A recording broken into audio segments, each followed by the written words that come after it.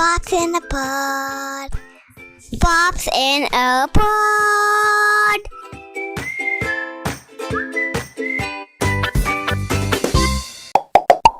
Hey everyone, Peter Pop here. And Nadir Pop here. So, we're in the middle of May already, and we're a few weeks away from June, which most of our listeners would know is also Father's Day in June, right? And like we've done in the past, this time we're dedicating the entire month to fathers.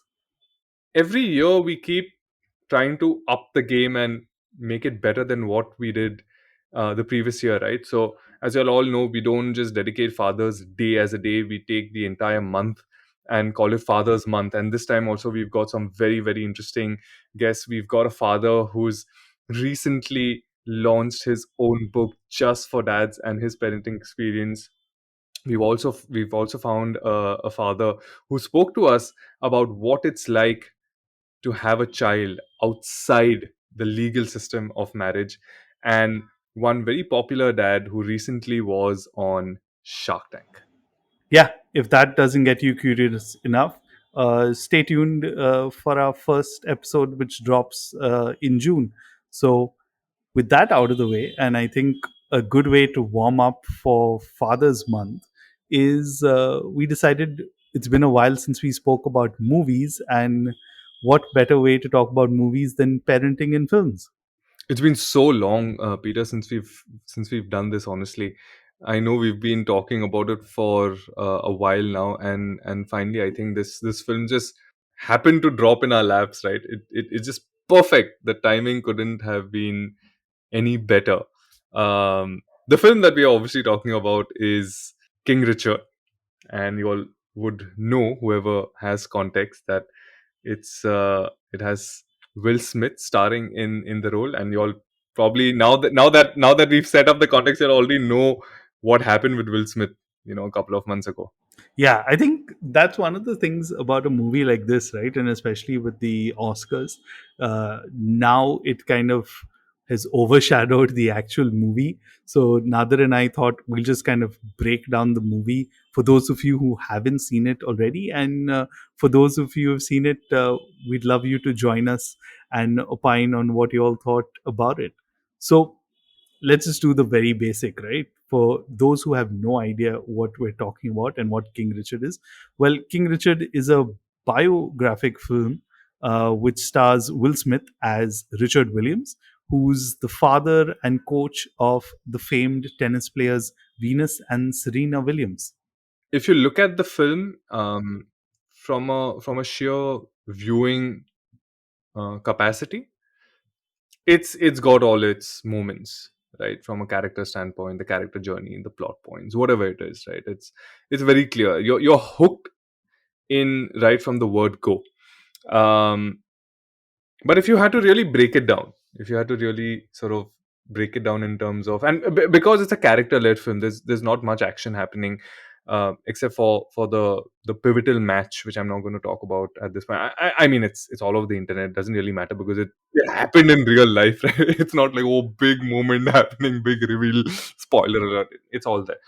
For me, I think the film is clearly driven by people and not really the actual action. um, Starting with Will Smith, right? And this is something, again, just a disclaimer to everyone out there listening. These are our personal opinions. So yeah, please still go ahead and watch the film because I think it's very inspiring nonetheless. No, and I mean, I want to kick things off at least like with the characters, right? Because like primarily we're talking about the two parents, which is Richard Williams and his wife Brandy. And with Richard Williams, right? Like I one thing I really loved about things, and Nadir, you keep saying that you're a planned parent. I think two of the things that really struck me about how planned Richard Williams was, right? And it's very nicely put in one of his dialogues where he said, I had a 78-page plan for their life even before they were born. And I was like, this is next level parenting. And this is in the late 80s, 90s. So, wow. No, yeah, very very fascinating if you look at it as a character, and I'm not sure how non-parents would be looking at it. Like they might find it oh wow, what a guy, he's planning it, everything for his kids, and he knows exactly what he wants to do. And that's where my problems start with Will Smith's character, right? Richard Williams, where this ultra planning mode, uh, which I completely connect with. Don't get me wrong, but it's highly problematic, right? As a dad, let's just let's set things aside. Okay, it's a film. Yes, you need those entertaining moments. Yes, you need to sensationalize certain things. Fair. It's all good. It's all good. But this happened in real life. You know that this Yeah, is the yeah. kind of guy that he was, and this man just comes across as this crazy guy who's already planned his kids' life even before they were born. And if you listen to certain dialogues, and you're like, what's up with this guy, right? Like, but okay. but mind you, he even planned it to the extent of his choosing his wife. So he chose his wife also based on that plan. Yeah, that's the kind of stuff I remember reading. And again, I talked about sacrifice, right? So I definitely have to add it, is that they show him kind of working in a night job and training his kids during the day.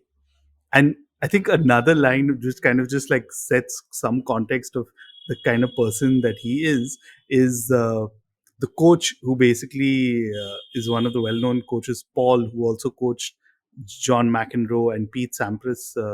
They show in the movie. He actually says this to Richard Williams. He says, "You are the most stubborn person I met, and I coach John McEnroe." And I was like, "Oh my god, this is so well done!" Like whoever's written the dialogues has like done it perfectly, because I'm sure like it's a dialogue. It's not something that he probably said in real life. But that was so like for those who are tennis fans would totally kind of get it, and anyone who's into sport, I guess, also. When you look at Richard Williams, right, and you see the kind of stuff that he's done in the film for his daughters, which is take up a night job, um, not get enough sleep, whatever personal sacrifice that he's going through, and spending enough and more time training the girls, right? Training Venus and Serena at some local public court. You see the kind of sacrifices that he puts in, and his personal time, and ensuring that he's kind of out there. But that's the problem that I have, right? Like, there are lines in the film that go like, stick to the plan, we have champions sitting in that room. I am a businessman. As you said, Peter, earlier, that I have a 78-page plan ready even before they were born. And it almost feels like that he's preparing for a bumper harvest, right? It's not like he's raising kids to be good human beings, or you know But um, I counter that, right? Because I mean, I counter that with a few examples, and I'll bring that up later.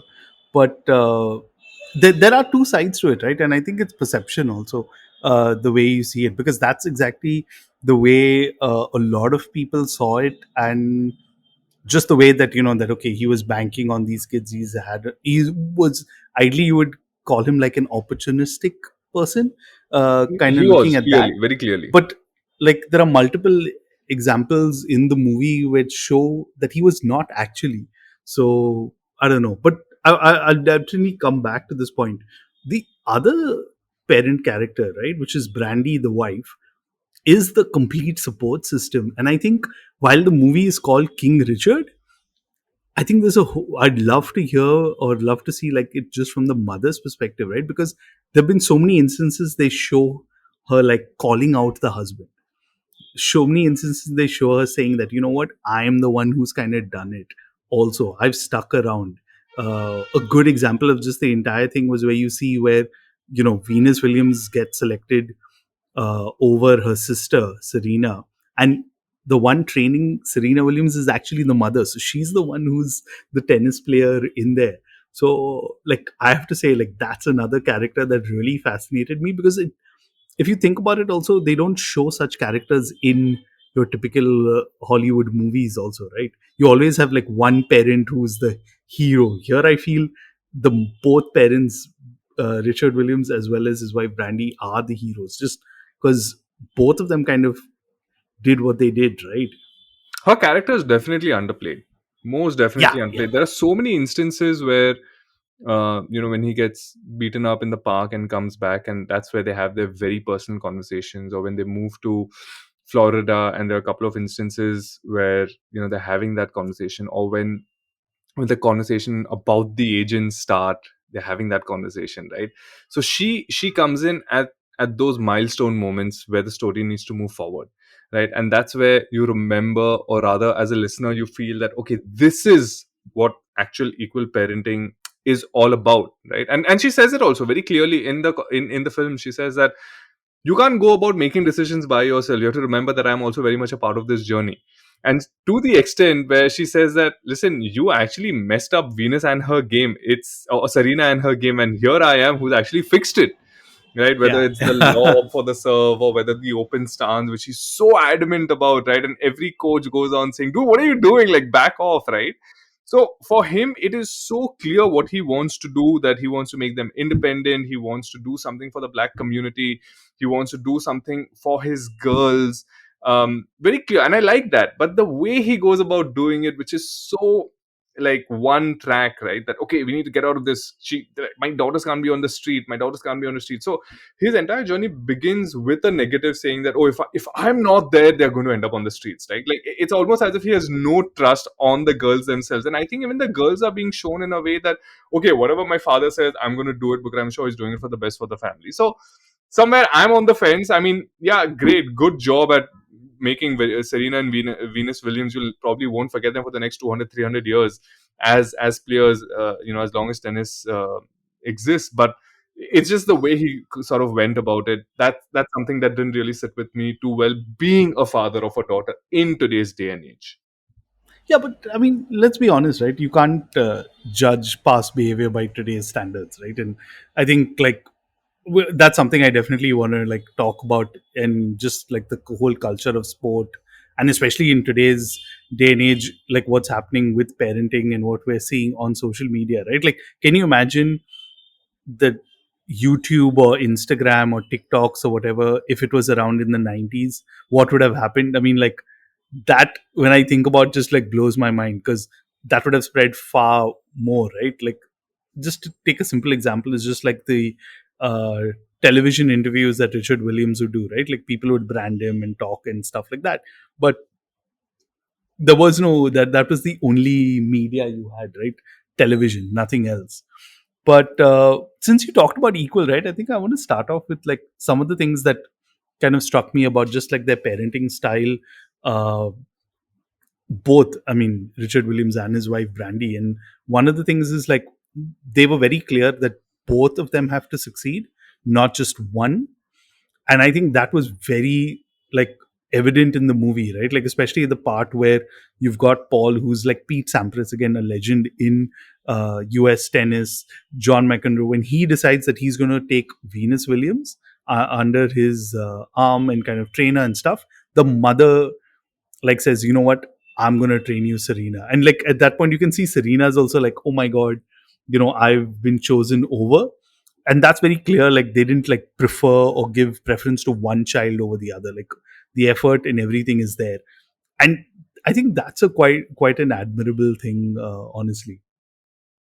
No, I love the mother's character because, again, by sheer historical understanding of parenting, it's always the mother who makes the ultimate sacrifice, or she's always there to sort of balance the equation. And over here also, again, this is purely my opinion.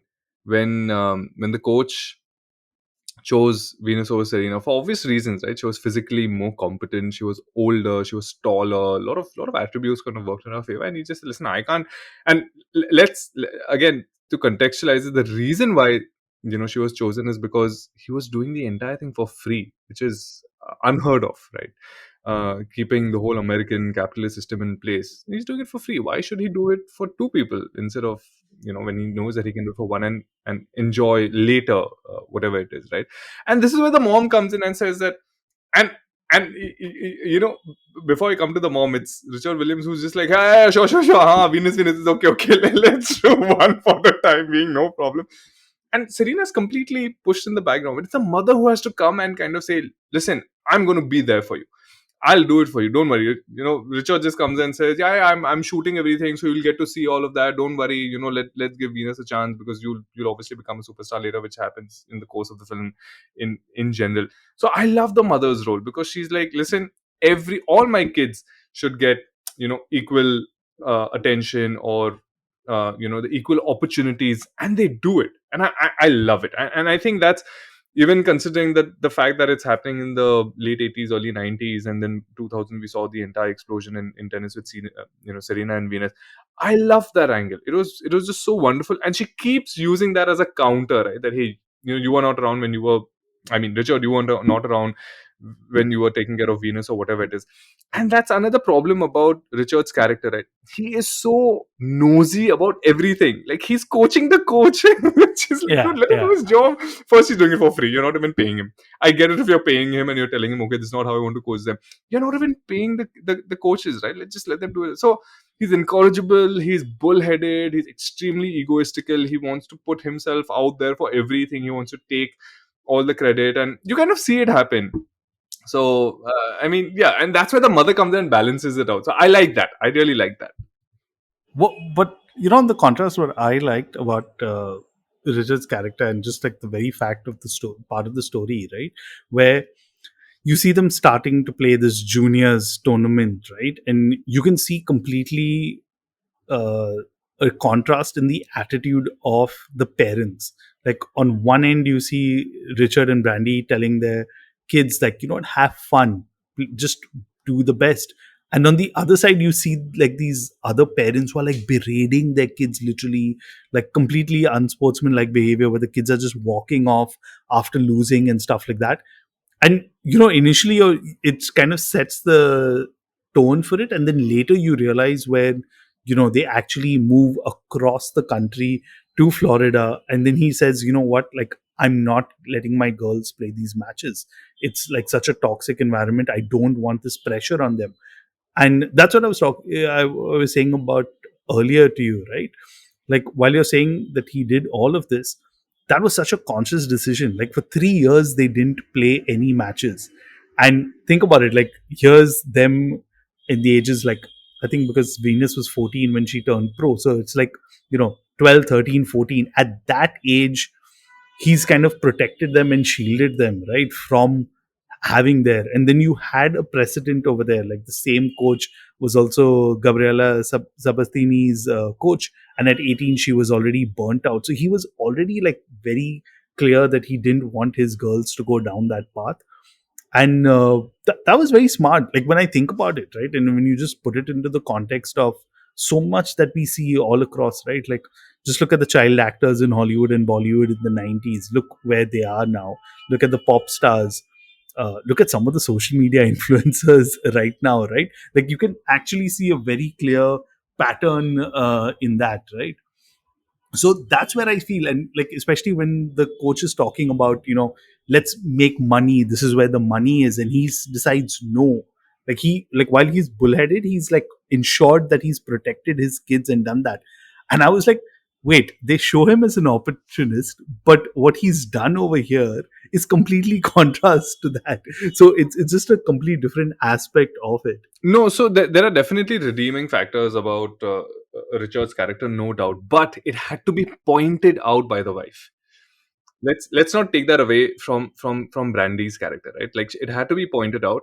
And also, another thing that this during the course of this particular conversation was the fact that the reason why he was so protective about his kids and did not want them to enter tournaments and whatnot is because and this is through the course of the film, is he points out that they need to be educated first, right? And I love that.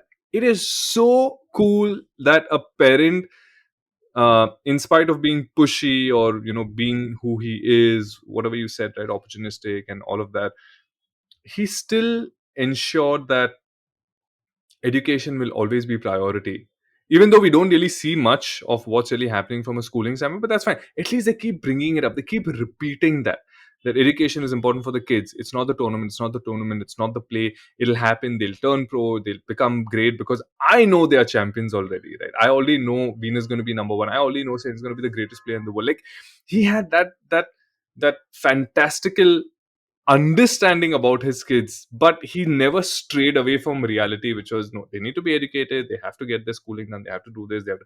I like that, and I like the fact that in the film it was very well underlined, and that's when, like, the coach becomes like the villain, saying, no, no, no, you're getting so much money, do this, pursue that, and he stuck to his ground and he's like, no. And that's also where there was a showdown between Richard and his wife Brandy, where there was this very very interesting line that she says that you need to let Venus decide. You've got Yeah. to trust her, and I think that was a pivotal moment in the film, right, where they pass on all the decision making to the child, because now she's entering her adulthood or whatever it is. And I thought that was a beautiful piece of filmmaking right there. Yeah, like I think it gets very clear just how their whole approach towards their kids change in that scene where they are kind of getting approached by Nike, right, for their endorsement, where it's not the father, it's not the mother who takes the call, but they actually give it to Venus Williams. And I was like, yeah, like, see, again, that I'm sure there's a lot of creative liberty taken in the movie and all of that, but just the fact that it comes a full circle, right, where they're doubting whether she can go pro, but when it comes to this, they've realized that, okay, we need to let go, and just the whole way they kind of approach it. I mean, see, the thing is, of course, like when you think about it, a lot of the movie is focused just on like Venus Williams. You definitely want to know more about just the ascent of Serena Williams also, right? Because she also plays in the background. One thing I really like, and I was actually watching an interview that Serena Williams did with one of the late night talk show hosts and talking about it, and it's shown in the movie also, is while they don't show her kind of like winning and taking, like, of course they show her once taking part in a tournament without her parents' knowledge, but the fact that, like, while she feels that she's in the background, right, like Richard Williams, her father, says this was all part of the plan. You needed someone to go ahead and kind of set the way. And Serena Williams actually said it in the talk show, where she said that basically Venus opened the doors and I just followed through. So it made her life so much easier. And of course, it's very easy in, like, hindsight to say, yeah, it was all part of the plan and stuff like that. It could all have gone wrong, right? But just the fact that, you kind of thought through that someone has to do it, right? Because again, we're talking about like the 90s America. Like, one thing I was telling you about is you can see there's like a racial undertone to it, right? There's the fact that this is a family who grew up in Compton. They had everything going against them, whether it was financial, whether it's the kind of society that they lived in. They had everything kind of going against them. But I think that is the factor that everyone really enjoys, right? Because we all want to see the underdog win. We want to see that success story. And I think that was the great thing, just to know that the kind of thing that the parents put in for it. That is why I love sports films, whether irrespective of what country they come from, right?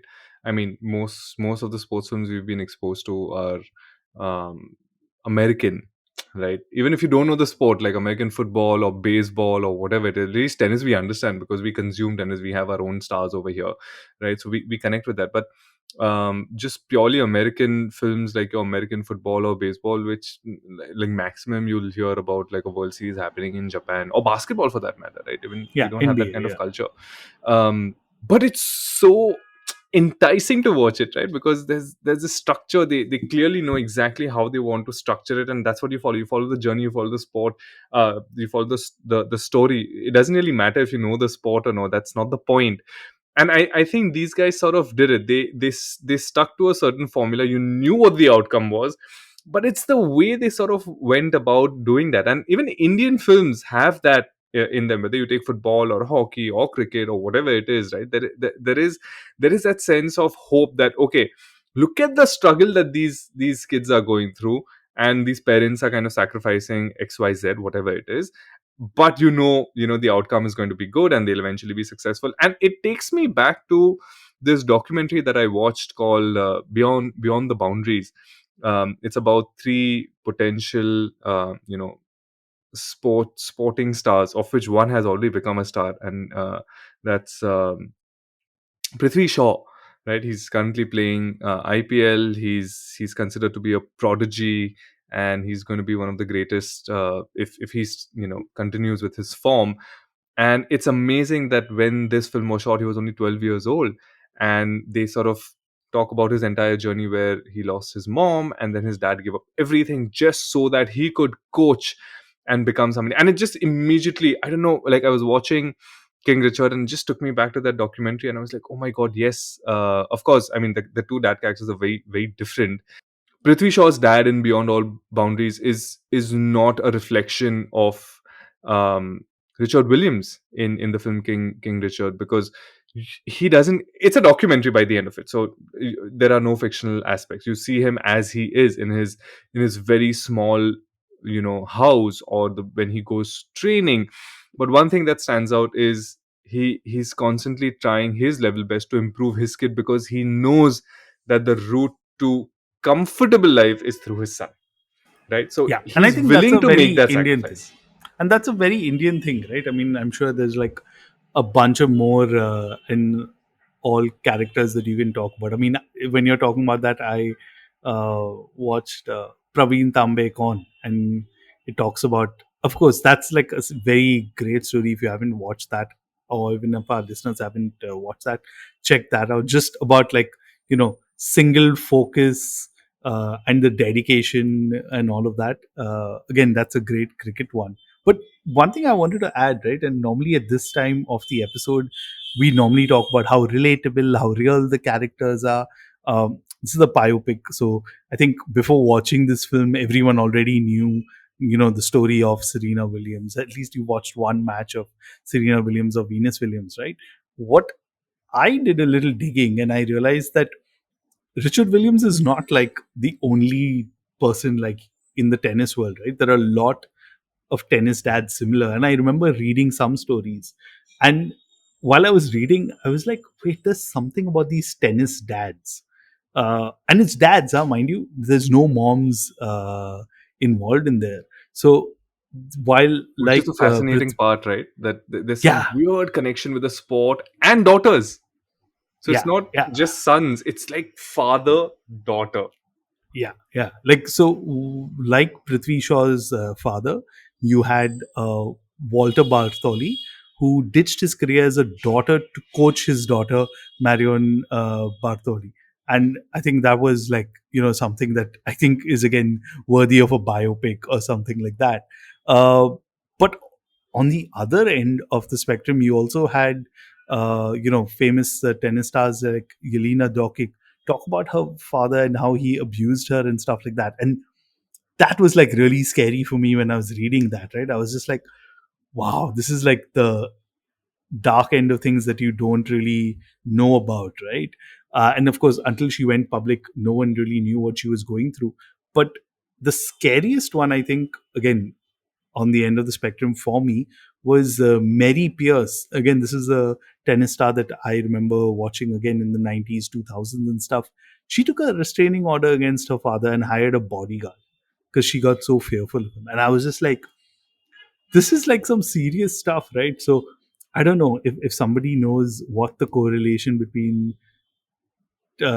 tennis players who are female and their fathers and what's happening in there. I'm sure there's something far more beyond what we can see or know, right? Because we've known about at least some of the players. I think uh, where you see the fathers actually be banned from the whole thing. I think it was Yelena Dokic's father. He was actually banned from her matches because he used to get like so aggressive and be screaming at the umpires and opponents and stuff like that.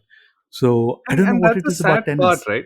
That's the sad part, because they don't look at their kids as potential stars, like individualistic stars, right? They look at them as opportunity, because that's why they also become their managers, right? Yeah, And that's where things get really messed up. Like I was I've been following Mary Pierce's story for a while now, and there's so much content out there, but this one really hits you, right? So I was reading this one article, and and this is what the father is telling in an interview, right? That for 7 years, 8 hours a day, I hit 700 serves at Mary. We used to work until midnight. I wouldn't let Mary leave until she got it right. Sure, she cried. I cried too. So what? And this is in the early Wow. 90s, right? And that, like, back then, it's like, oh my god, look at the perseverance of this dad, and the kid also. Today, can you imagine if somebody gives that kind of interview and they would get away with it? I don't think so. Yeah, I mean, it's hard, right? I mean, like, while we are talking about this in 2020, there are so many YouTubers who kind of use their kids as content, and people on Instagram and stuff like that, right? Uh, I don't want to get into the judgmental space, but I just want to put it out there. That's totally not what I would do, and there's a reason why there are very few pictures of my son on the internet. Period. Right.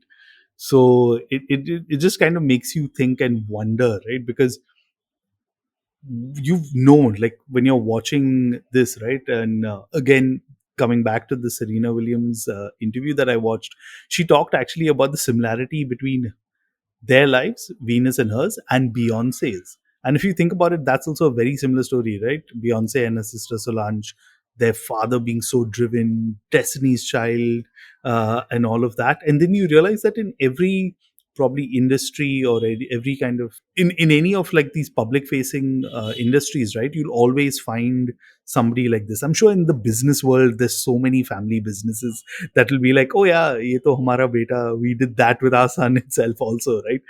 Made him work so many hours and all of that. uh, Yeah, you're absolutely right.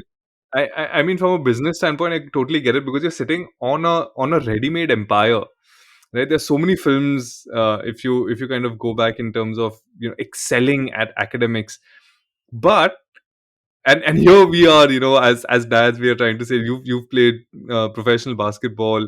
I have been part of sports in school and college, so I get it, right? But and you would assume that, yeah, excel in sport and you can do so well, and then you realize that the methodology is the same. It doesn't matter whether it's academics or it's sports. The methodology is the same. You just keep push, and sort of break that person, that child, or whatever it is that you're trying to do.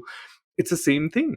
And I think that's where today, as modern parents, we need to take a step back and say, hey, are we is this right? Like, is this the way to kind of ensure that your child excels? And this is where the whole mental health thing comes in, right? That they all say that when adults talk about their mental health issues, it somehow is rooted back to the kind of childhood they had. And I don't know, I'm not really I don't have much experience in this, but yeah, a lot of stories that I've heard, it's like, yeah, they just take them back to their childhood and what kind of childhood they've had. And yeah, somewhere something must be stemming from there.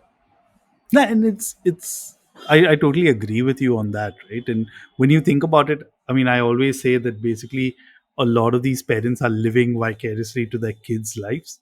So that is one of those Absolutely. factors, Perfect right? line. You've used the perfect line. Parents living vicariously through their kids. What a wonderful line. Yeah, so it becomes like that. I mean, we were discussing prior to this, right? Just like a lot of these Bollywood celebs that you much later come to know about, the child stars and the kind of stuff that they went through. I mean, when I was a kid, I was like, wow, this guy's on TV, he's so popular, he's all of that, but we had no idea about the backstory or what was happening at the back end of things, right?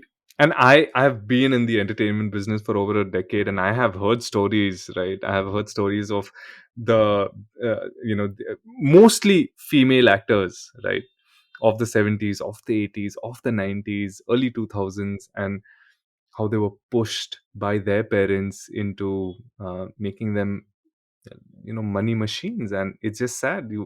It's not that I'm saying something that nobody's heard of. Just go on Google and just type out some of the most famous actresses names of the 80s and the 90s, and you'll see the stories. I mean, for it's you need to decide whether it's right or wrong, but I'm just saying that it's there. It still happens to a certain extent, and it's sad. I've heard these stories personally. I've seen some of these stories personally when I was in the business, and you just think and wonder that, wow, is this right? Is this morally correct to sort of do this? And yeah, I mean, I know my answer. I don't know how other people think, so yeah, I'll leave it up to them. Yeah, and I want to end on this, and I think there were like one thing I am appreciating more through this entire series that we do is parenting in films is some of the dialogues, right? And for me, what just kind of encapsulates exactly what I said, right, about the parents living vicariously through their kids' life is when Will Smith, who's playing Richard Williams, says, "This world had no respect for Richard Williams, but they are going to respect you." And that's such a loaded statement because he, of course, prefaced it with what struggles that he had. Everything that he went through and is doing is so that people respect his kids.